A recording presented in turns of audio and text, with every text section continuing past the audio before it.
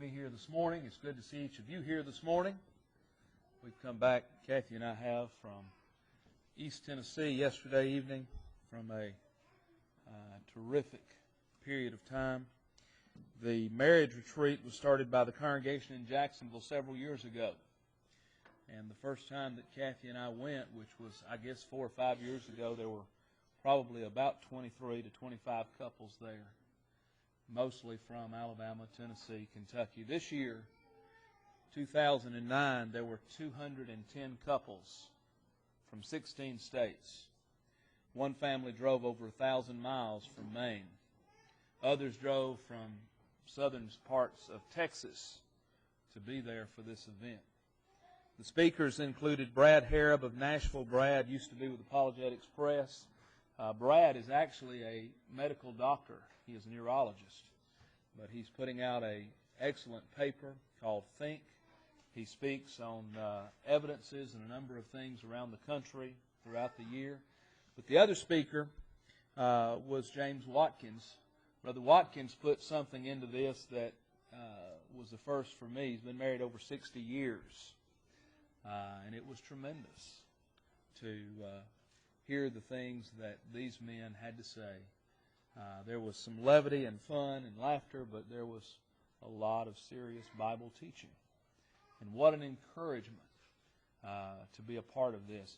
Same time next year, same place, Great Smoky Mountain Marriage Retreat. Mark it on your calendar. If you want to invest something in your marriage, it's well worth it. I promise you, it's well worth it. I'm thankful for the opportunity to have gone, and I hope that it'll do a lot to help Kathy, that she'll be, a better wife to me. See, I learned something. But no, it's very thought-provoking, and especially listening to someone that's been married over 60 years tell of experiences and so forth. In the foyer, we have the first copies of House to House that have come out. I don't know if any of you have received them. I have not gotten one. Jacksonville has mailed over 2,000 issues that will be going into our area. When you get yours, please let me know. They should have already come out. We were one of the last areas mailed. But if you don't live in Columbiana, or if you don't live in this route around the building, pick one of those up in the foyer. And I hope that you'll pass it on when you finish with it. Don't throw it away. Give it to someone else. Pass it on. These are great teaching tools. I wanted to add this, brethren. We talk about the future of the church at Lay Lake. Jacksonville has been involved in things since I was a child. They have been involved in good works. But in the last few years, they started House to House, Heart to Heart.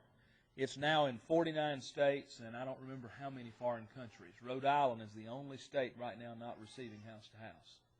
They're working on Rhode Island. More issues go out of House to House a year than the Wall Street Journal. More issues go out of House to House than the New York Times. It's phenomenal what's being done. And this is spearheaded by the church at Jacksonville, Alabama. They started something a few years ago called Polishing the Pulpit. This started out as, again, very small effort among preachers. It's now grown preachers, elders. There are classes for all Christians. This comes up in the fall of the year. They are the ones who spearhead and promote this. It is probably one of the best activities of the year for Christians. This Great Smoky Mountain Marriage Retreat they started about 8 or 10 years ago. It, too, has developed into a tremendous effort. The reason I mention that is it doesn't matter what size you are. It doesn't matter that we may be in the remote part of central Alabama. There is nothing that can stop us from doing the Lord's will and making an impact if we're willing to work and to labor together. So I encourage you to think about that. Pray for the brethren at Jacksonville. They keep coming up with great things and participating. And be thankful for their efforts in helping us with House to House, Heart to Heart that are coming out. One other thing, our Bible school this weekend, I hope that you're excited about this. I hope that you're talking with others about this.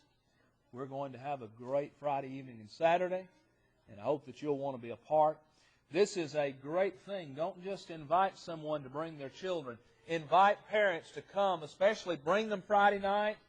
And then you can offer to go get them Saturday if you will. I've had a couple of parents, we'll see if they come, but they've said they would come Friday and bring their children. So encourage that. It's a way of getting people into the building, of meeting people, and I hope that you will be a part of this Friday and Saturday. We appreciate all those that are involved. We appreciate our teachers and helpers, those that work with refreshments and crafts. Everybody pitching in is what makes this kind of thing successful.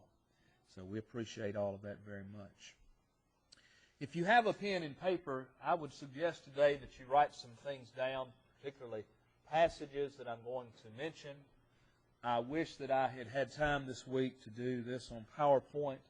I apologize. For those of you that haven't used PowerPoint, it takes almost as much time to do PowerPoint as it does the lesson itself. And sometimes it's difficult. I'm trying to do all of the Sunday night lessons on PowerPoint, and I simply sometimes am not able to do Sunday morning and Sunday night.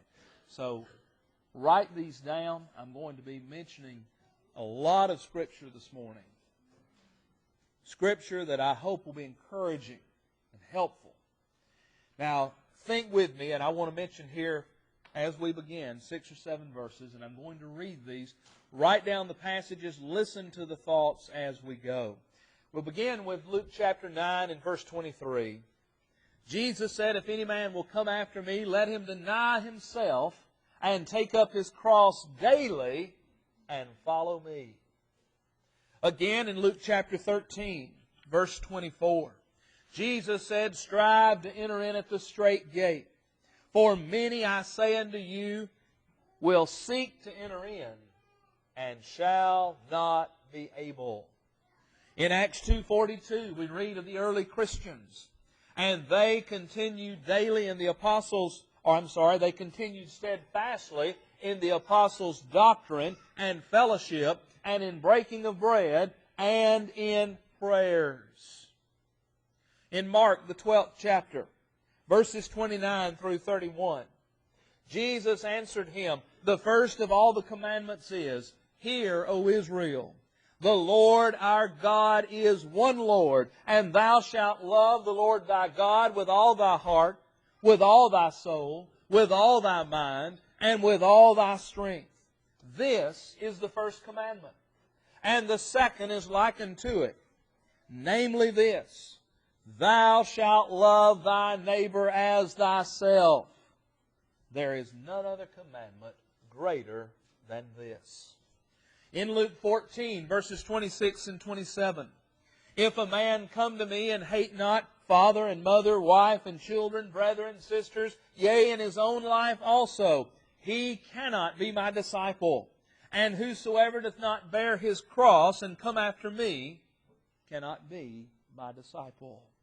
In Matthew chapter 10, verses 37 and 38, "He that loveth father or mother more than me is not worthy of me. He that loveth son or daughter more than me is not worthy of me. He that taketh not his cross and followeth after me is not worthy of me." And then one other here is Revelation 22:14. "Blessed are they that do His commandments, that they may have right to the tree of life, and may enter in through the gates into the city." Now put these passages together. And these are but a few of many that might have been chosen to begin to use as an introduction.